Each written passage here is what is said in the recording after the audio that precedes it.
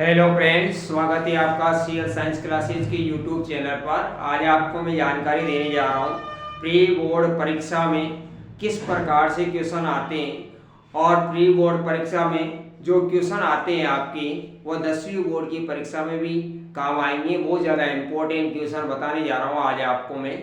आज आपको लेसन 1 और लेसन 2 लेसन के इम्पोर्टेंट क्वेश्चन के बारे में जानकारी दूंगा मैं और उनके आंसर ही बताऊंगा आपको मैं। जो छोटे छोटे क्वेश्चन है उनके आंसर बताता जाऊंगा और जो बड़े बड़े क्वेश्चन है उनके आपको जानकारी देते जाऊंगा किस प्रकार से इसका आंसर दिया जाता है। तो चलो अपना वीडियो स्टार्ट करते हैं, लेकिन वीडियो स्टार्ट करने के पहले चैनल पर नए हो तो चैनल को लाइक शेयर और सब्सक्राइब जरूर कीजिएगा। अपना वीडियो स्टार्ट करते हैं। अपन देखते हैं लेसन 1। लेसन 1 में पहला क्वेश्चन है आपका, 2 पार्ट में क्वेश्चन आता है आपका। विस्थापन अभिक्रिया, विस्थापन अभिक्रिया किसे कहते हैं? इसकी इस लेसन के अंदर से, जो लेसन 1 है आपका, इस लेसन के अंदर से आपको ये ध्यान रखना है कि एक तो अभिक्रिया की परिभाषा याद करना है, प्रत्येक अभिक्रिया की परिभाषा याद करना है आपको, और प्रत्येक अभिक्रिया की एक एक समीकरण आपको याद करना है। अधिकतर यही आता है आपके बोर्ड की परीक्षा में, एक तो अभिक्रिया की परिभाषा और एक अभिक्रिया की एक एक समीकरण, यही पूछा जाता है। कभी कभार आपके बोर्ड की परीक्षा में अभिक्रिया की परिभाषा पूछ लेता है, कभी आपके रासायनिक अभिक्रिया की समीकरण पूछ लेता है, लेकिन कभी कभार आपके बोर्ड की परीक्षा में अभिक्रिया की परिभाषा भी पूछ ली जाती है और अभिक्रिया की रासायनिक समीकरण भी पूछ ली जाती है। तो देखो आप, विस्थापन अभिक्रिया किसे कहते हैं? विस्थापन अभिक्रिया किसे कहते हैं?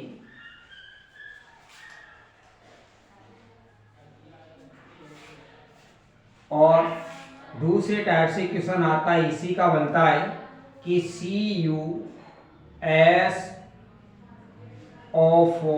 कॉपर सल्फेट प्लस Fe, और यहां पर खाली स्थान दे देता है और प्लस यहां पर लिख देता है C। इस टाइप का क्वेश्चन आता है आपका। तो आपसे पूछा जाता है कि ए का नाम लिखिए, यहां पर ए का नाम लिखिए। तो ए का नाम लिखिए, नाम और सूत्र लिखिए। इस प्रकार से आपके क्वेश्चन आता है, ए का नाम व सूत्र लिखिए। तो विस्थापन अभिक्रिया किसको कहा जाता है? कि जिस अभिक्रिया में अधिक क्रियाशील पदार्थ कम क्रियाशील पदार्थ को विस्थापित कर देता है या हटा देता है, उसे क्या कहा जाता है? विस्थापन अभिक्रिया कहा जाता है। और विस्थापन अभिक्रिया में, ये विस्थापन अभिक्रिया की परिभाषा है, ये समीकरण है आपके नीचे। तो यहां पर ये समीकरण CuSO4 copper sulphate plus Fe लोहे की क्रिया होती है। तो यहां पर बनता है FeSO4 और प्लस Cu, अर्थात आयरन कॉपर को क्या कर देता है? विलयन से विस्थापित कर देता है। और किसका निर्माण होता है? फेरस सल्फेट का निर्माण होता है। किसका निर्माण होता है? फेरस सल्फेट का निर्माण होता है। इस प्रकार से तो इसका नाम और सूत्र दोनों पूछ लिया जाता है कि ए का नाम व सूत्र लिखिए। तो नाम तो है आपका फेरस सल्फेट और सूत्र है आपका FeSO4। इसके बाद दूसरा क्वेश्चन है आपका उपचयन अभिक्रिया। उपचयन अधिकतर बार आती रहती है आपकी बोर्ड की परीक्षा में। उपचयन अभिक्रिया क्या है? उपचयन अभिक्रिया क्या है? इसकी रासायनिक समीकरण दीजिए। उपचयन अभिक्रिया क्या है? इसकी रासायनिक समीकरण दीजिए। समीकरण दीजिए, या लिखिए। इस प्रकार से क्वेश्चन आता है। तो उपचयन अभिक्रिया किसको कहा जाता है? इसको सामान्य भाषा में ऑक्सीकरण अभिक्रिया के नाम से भी जाना जाता है। किसके नाम से जाना जाता है? इसको ऑक्सीकरण भी बोला जाता है। इसको ऑक्सीकरण अभिक्रिया के नाम से भी जाना जाता है उपचयन अभिक्रिया को, कि जिस अभिक्रिया में ऑक्सीजन का योग, जिस अभिक्रिया में ऑक्सीजन का योग वह हाइड्रोजन का क्या होता है? निष्कासन। दो चीजें ध्यान में रखनी है आपको। एक तो ऑक्सीजन का क्या होता है? इसमें योग होता है, ऑक्सीजन का योग, जिस अभिक्रिया में ऑक्सीजन का योग और हाइड्रोजन का क्या होता है? निष्कासन होता है। हाइड्रोजन का निष्कासन होता है। तो ऐसी अभिक्रिया क्या कहलाती है? उपचयन अभिक्रिया कहलाती है। क्या कहलाती है? उपचयन अभिक्रिया कहलाती है। अब इसमें देखते हैं अपन इसके रासायनिक समीकरण, यानी कॉपर चूर्ण को एक प्लेट में, एक तस्तरी में क्या करते हैं अपन? ऑक्सीजन की उपस्थिति में गर्म करते हैं। तो गर्म करने पर कॉपर चूर्ण काला पड़ जाता है। किसके कारण काला पड़ जाता है? कॉपर ऑक्साइड बनने के कारण क्या हो जाता है? ये काला पड़ जाता है। कॉपर ऑक्साइड बनने के कारण क्या हो जाता है? ये काला पड़ जाता है। तो ये समीकरण है आपकी इसकी रासायनिक अभिक्रिया की समीकरण। इसके बाद तीसरा क्वेश्चन है आपका द्विविस्थापन अभिक्रिया। द्विविस्थापन अभिक्रिया। द्विविस्थापन अभिक्रिया में किसका आदान प्रदान होता है? द्विविस्थापन अभिक्रिया में आदान प्रदान होता है। इस प्रकार का भी क्वेश्चन आता है आपके। द्विविस्थापन अभिक्रिया में आदान प्रदान होता है। तो किसका आदान प्रदान होता है? आयनों का आदान प्रदान होता है।